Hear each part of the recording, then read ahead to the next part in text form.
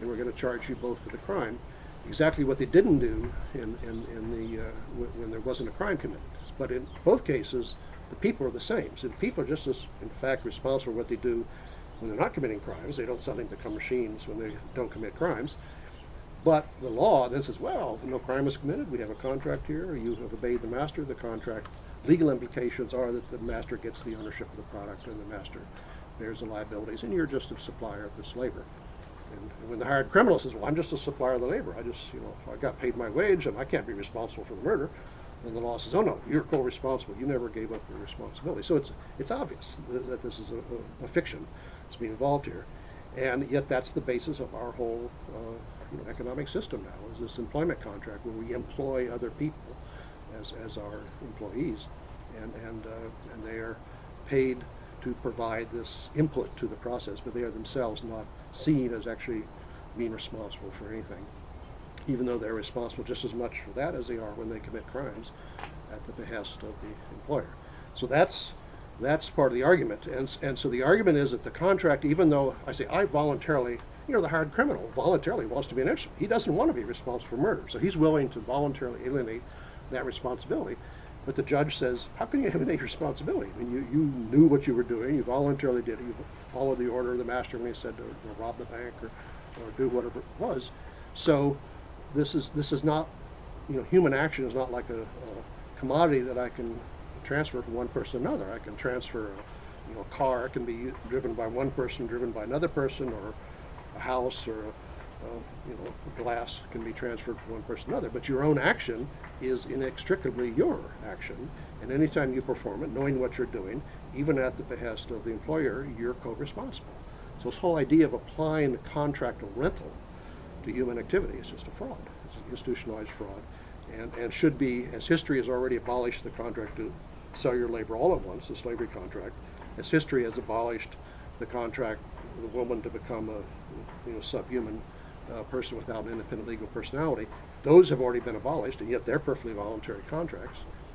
So the contract to rent oneself, which is the basis for our system, should also be abolished. So it's like the new abolitionism, and that's sort of the fundamental message of the website and a lot of my writings. And it goes beyond the whole issue. We're not saying it's involuntary. We're saying you agreed to the contract, but you can't fulfill it. You can't turn yourself into an actual thing for 8 hours a day, just as a woman getting married doesn't turn herself into a diminished person. In fact, but the law says, you obeyed your husband, therefore, you're still legally married and so forth, and therefore you can't own property in your own name or sign contracts. But we abolished that now. And so basically this is a new form of abolitionism. It says that what was abolished was not just involuntary slavery. What was abolished in the 19th century was voluntary slavery as well. And at the turn of the 20th century, in most advanced countries, they also abolished the coverture marriage contract, that the woman becomes this sub-person.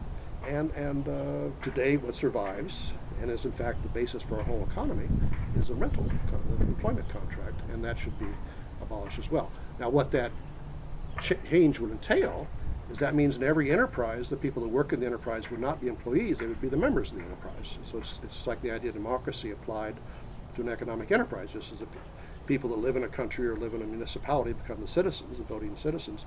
So the people that work in an enterprise would not be employees of the enterprise, they would be the members of it. And so we often describe this by saying employee ownership or worker ownership, but ownership's not the right word, it's membership, because you're participating as a human being makes you responsible for the product, it makes you for the cost as well, and so you should be a member of that organization that legally, of course the company itself owns the product, but you are the company because you're the members of it.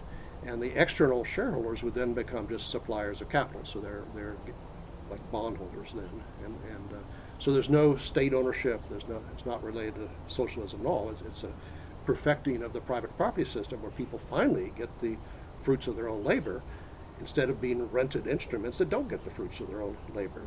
And if you have any other principle for making private property more just than getting the fruits of your labor, I don't know what it is.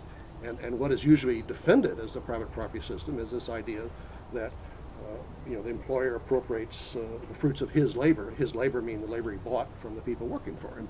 It's not. as you see in the case of the hired criminal, they are still actually responsible for that, along with him if he's a working employer. If he works in the company as a manager, that he should be part of the company as well, not as an employer, but as a manager. And so that type of company is what was traditionally called a worker co-op, and that's the worker cooperatives here on my T-shirt.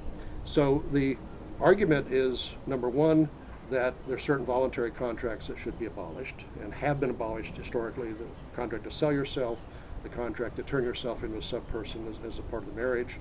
And what we have today is simply the short-term version of the selling contract, where you rent yourself out instead of selling yourself. And we have the special language of I hire myself out, or I'm employed, and so forth. And so the argument is that should be abolished.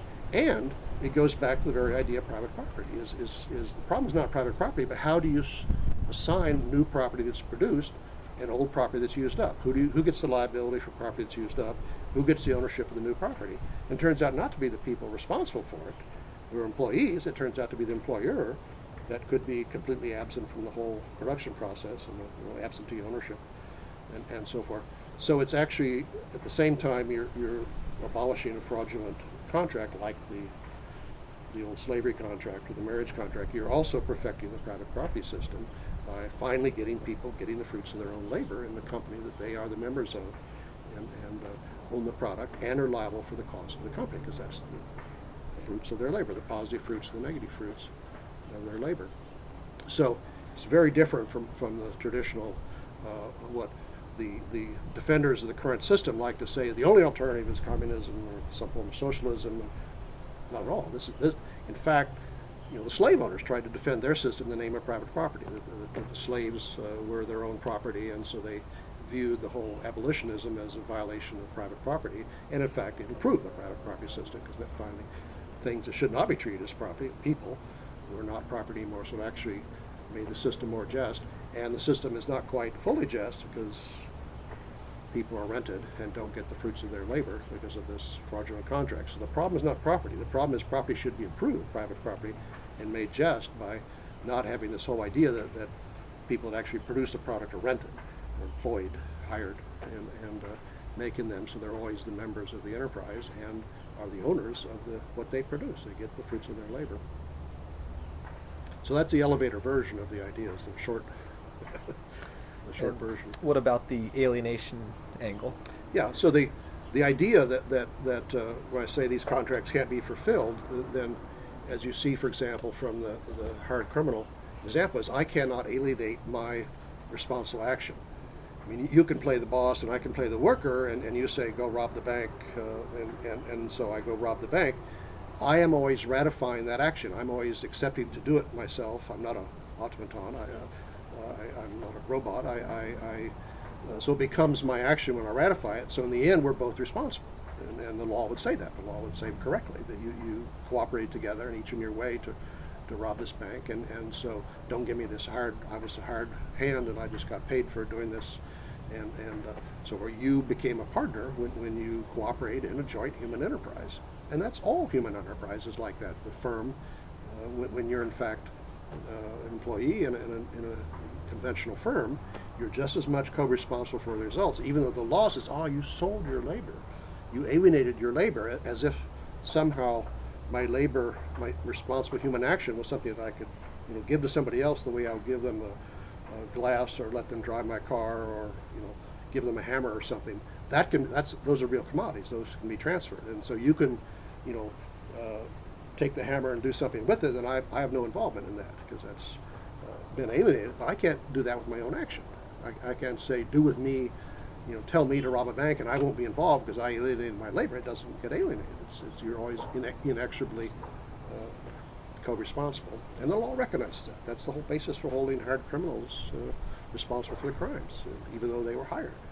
And so, in some sense, I'm ironically saying that just as we throw away the labor contract when people commit crimes together, we should do the same thing. And when people don't commit crimes together, they're still jointly doing a human activity, and they should be held responsible, positive and negative, for the results. And that's what happens in like a worker cooperative, where the people are members that work there, and they own the product, and they're liable for the cost, and they're the ones that make up that enterprise.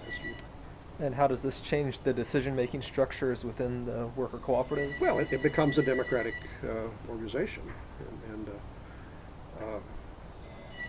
that's actually